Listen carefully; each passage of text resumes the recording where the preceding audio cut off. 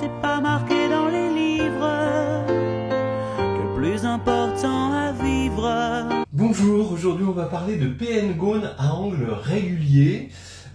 C'est un exercice j'ai l'impression de l'avoir inventé, donc je pense que vous le trouverez pas dans les bouquins. Mais vous pouvez vous y tester. Il y a un mélange, bon, c'est assez sympathique, on peut le mettre comme exemple dans une leçon, parce qu'il y a du calcul complexe, il y a des racines de l'unité, et il y a de l'arithmétique, mais je dis pas tout, parce que sinon ce serait spoilé.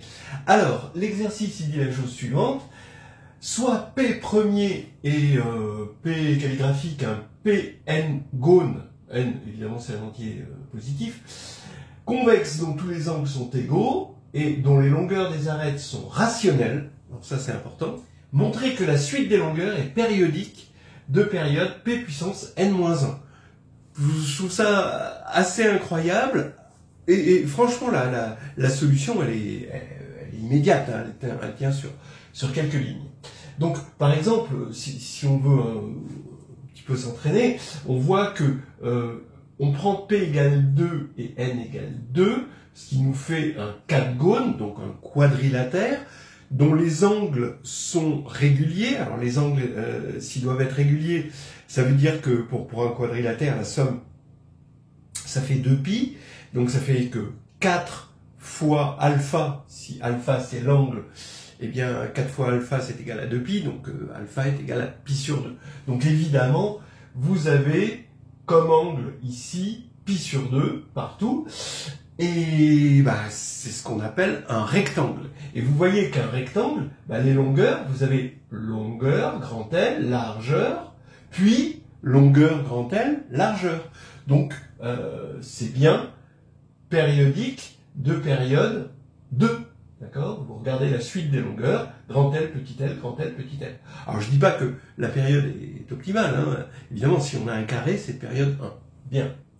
Si vous prenez maintenant P égale 5 et N égale 1, donc vous regardez un pentagone, et vous voulez que le pentagone ait toujours le même angle au sommet.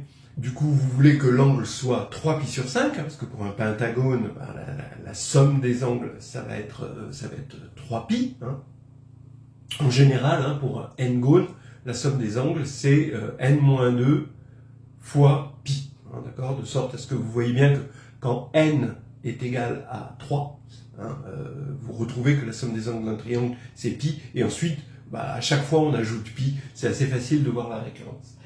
Bien, et bien pour P égale 5 et N égale 1, donc pour le pentagone, eh bien la période va être de 5 puissance 0, c'est-à-dire 1, c'est-à-dire que vous allez avoir un pentagone automatiquement régulier dès que l'on a des rationnels. Alors vous voyez que pour le rectangle, bon, on n'a pas besoin de cette rationalité pour avoir la périodicité, mais pour le pentagone, là, on a besoin de la rationalité, là, ça va servir, hein, d'accord, et c'est vraiment parce que ici, on a des tout petits nombres qu'on n'a pas besoin de la rationalité. Bien.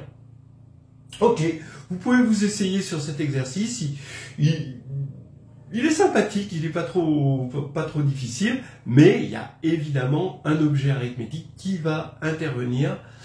Découvrez-le par vous-même, c'est ça le meilleur. Hein. Alors allons-y. Hein. Bon, je signale que ça n'a pas été donné aux Olympiades, mais ça aurait pu, hein, quand même. Regardez, on va dessiner notre polygone. Il a comme angle intérieur alpha, donc tous les angles sont égaux à alpha à l'intérieur. Le produit, donc Pn fois alpha doit être égal à P puissance n, donc moins 2 fois pi, donc voici alpha.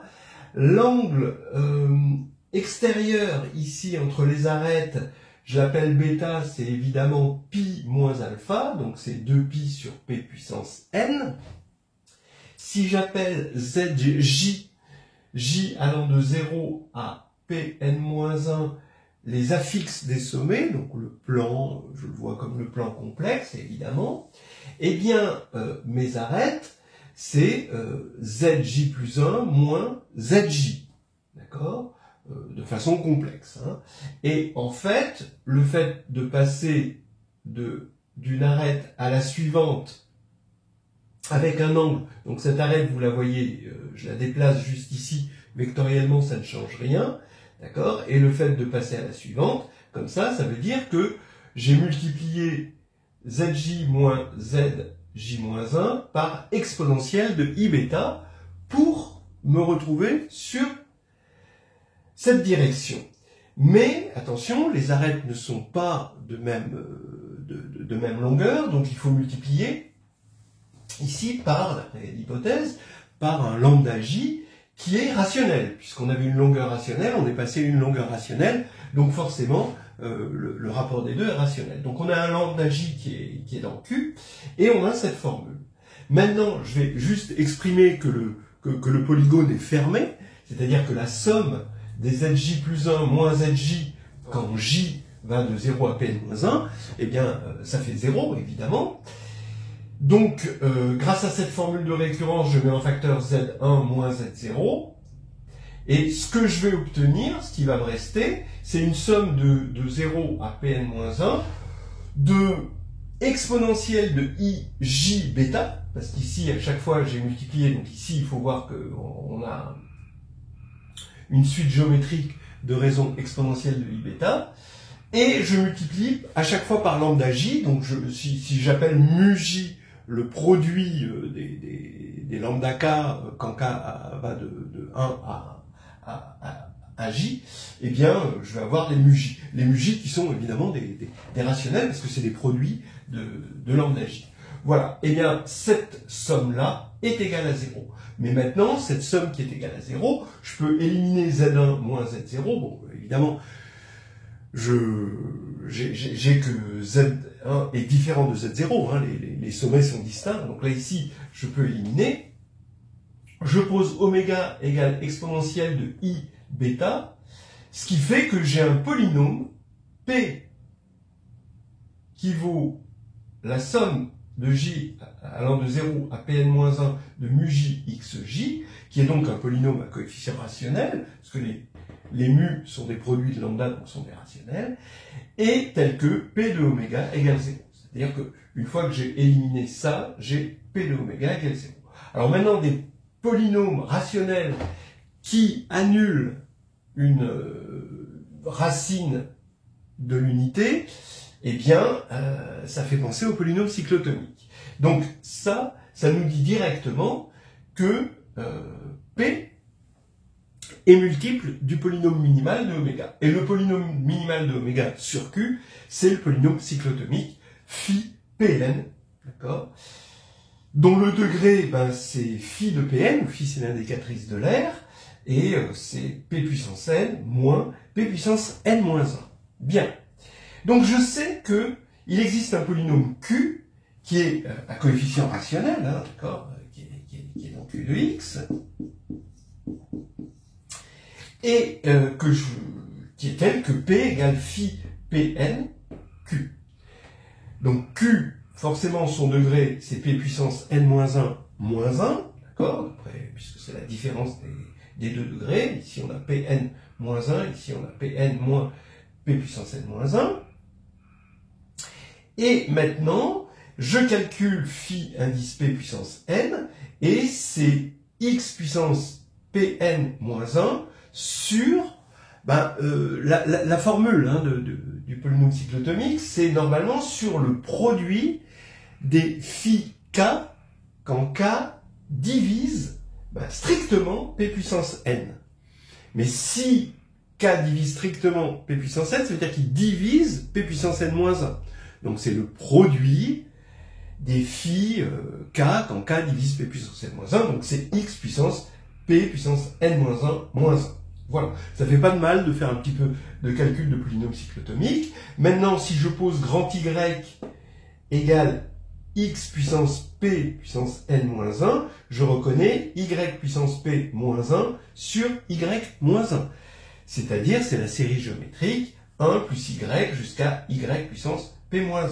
Donc je remplace y par x puissance Pn-1 et j'ai ce polynôme, d'accord, dont tous les coefficients sont égaux à Donc maintenant, quand j'écris P égale phi Pn fois Q, eh bien, ça me fait Q fois 1, plus Q fois x puissance Pn moins 1, plus etc., etc., plus Q fois x puissance P moins 1, Pn moins 1, voilà.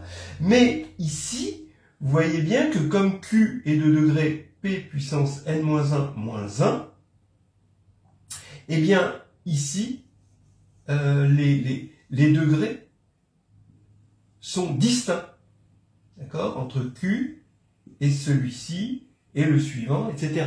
Tous les degrés vont être bien distincts, ce qui va faire que P, la suite de coefficients, ça va être A0, A1, jusqu'à A, Pn-1, moins 1, puis à nouveau A0, A1, jusqu'à A, indice Pn-1, moins 1, etc. Bref, elle va être périodique de période Pn-1. Donc les MUJ sont périodiques aussi, avec la même période, et quand on va multiplier par Z1 moins Z0, on va avoir toujours cette même période. Voilà, un petit exercice qui pourrait participer à des Olympiades. Il y a un petit côté French Touch que j'aime bien, géométrie, arithmétique, structure, tout.